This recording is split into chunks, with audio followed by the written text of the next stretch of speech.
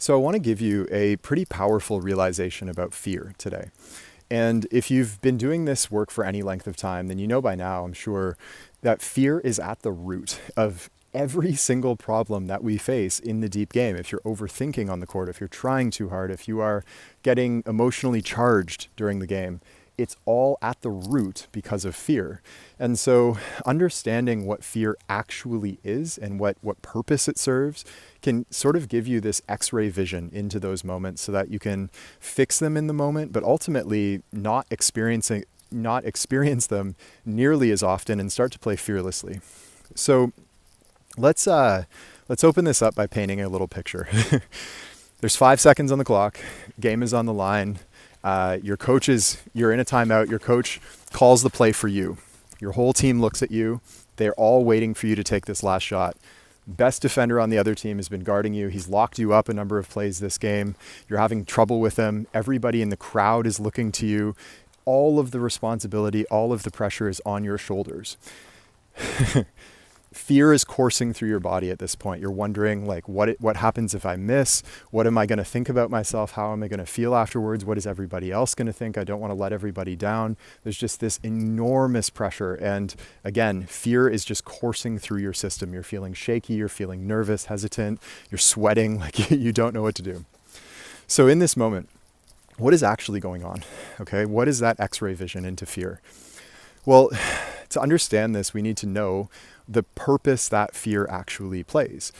And the truth is, if fear did not exist, we would not exist either. Fear is the survival mechanism that told us throughout all of evolutionary history, whenever we were in threat, whenever our survival was in danger. And so as we evolved in the wild and we had to coexist with like lions and tigers and bears and all these big predators that could threaten our survival, fear is what triggered us to protect ourselves and get out of the way. So without fear, we would not exist. However, obviously today and in the basketball world, our survival isn't under threat, but there is an aspect of us that is under threat, and it's the survival of our identity.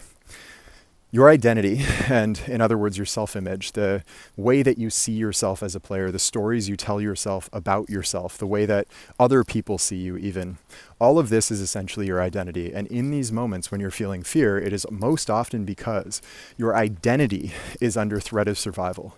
So if you, let's say you miss this shot, or even worse, you airball this shot, your identity as a great player who can make big shots, who's clutch, who's reliable and dependable and the team can look to, that identity crumbles. And that identity is under very real threat if you do miss that shot. That's why fear exists. It's a survival mechanism to tell you when not only your physical survival, but the survival of your identity is under attack. So most of us build our identity, and we do it unconsciously. It kind of shapes itself. But most of us built our identity on the opinions of others about us, the opinions that coaches have had about us, about the successes or failures that we've had, and all of these external sources that we really don't have a whole lot of control over. So the sum total of everything everybody's ever said about you, everything you've ever thought about yourself, and all of your successes and failures has come together to create your sense of self, your identity as a basketball player. This is the most fragile identity that you can create because, again, we don't have control over that. If you miss this shot or airball it, your identity breaks. If your coach gets angry with you, your identity breaks. If you have a bad game and go scoreless, or you lose in a game of one-on-one against a teammate that you're really competitive with, your identity breaks. So a much better way to structure your identity so that you ultimately become fearless is actually to take on a new identity, to build one that isn't so fragile. If you, an analogy is coming to mind now, if you build your identity on these inconsistent and external sources, other people's opinions, successes, failures, so on and so forth, if you build your sense of identity on this, it's sort of like you're out in the wild thousands of years ago with 2 broken legs. You are so vulnerable, so vulnerable every time your survival is under threat. So I want to offer you a new identity that is not so fragile and actually unbreakable if you really take this on. And it's the identity that every great clutch player, every big pressure player has had throughout history. And, from Michael Jordan to Kobe Bryant to Damian Lillard today, every great shot, big shot maker, and every great clutch player has, as you know, missed hundreds of big important shots throughout their career. They've been embarrassed and they've lost and they've had failure so many times that it's impossible to count. However, they still became the player that they are today because they were willing to take on those failures and those hits to their identity. And Damian Lillard said it best in this interview. I think I came across it like 2 months ago or something. And Dame said that the key to making big shots is being willing to miss them. It's just saying, if I miss this shot and people are disappointed with me, I'm disappointed in myself, I can handle that. I'll bounce back and all will be fine in a couple days or a week. Like, it's literally the key to making big shots is just being willing to miss them. And that's why he makes so many of them. So taking on this less fragile identity, I want to offer you a new one. And that is the identity, and you can come up with your own word for this, but the word that comes to mind here is warrior. Warrior. The warrior steps onto the battlefield knowing that he may die. What makes him a warrior is the fact that he steps onto the battlefield anyway. That's what makes him a warrior. It's not the fact that he escapes death over and over, or the fact that he kills so many enemies in battle, or any of that. It's the fact that he's willing to stare death in the eyes over and over and over again and come back for more. And the equivalent of that as a basketball player is the ability to stare fear and threat to your identity in the eyes and do what's needed to be done anyway, to face challenge, to face failure, to face disappointment and pressure and all of the things that so many players are afraid of. To face it, to stare it straight in the eyes and just do what needs to be done anyway, even if you fail. That's what makes you a warrior. It's being able to step on the battlefield knowing that you may die.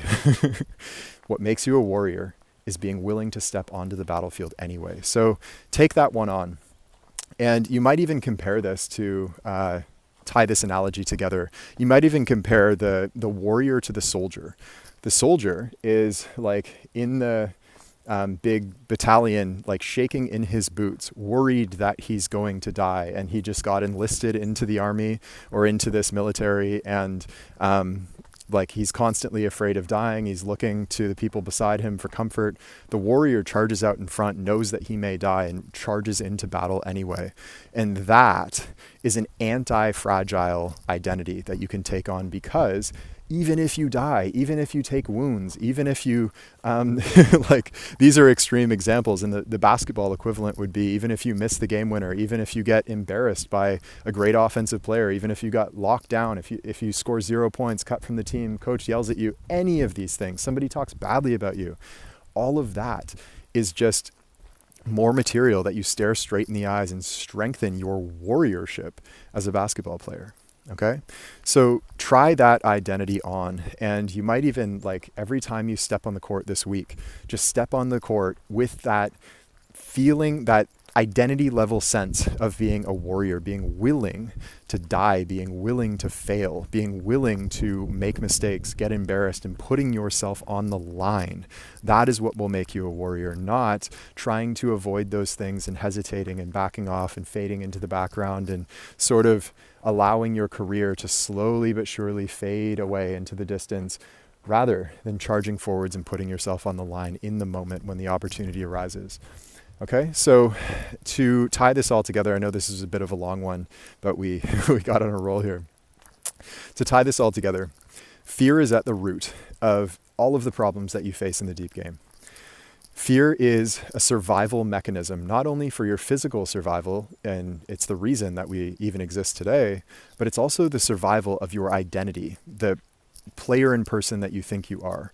And so being willing to put that on the line is really what will make you the player that you in the long term want to become. And the new identity that I'll offer you is going from soldier level identity to warrior level identity.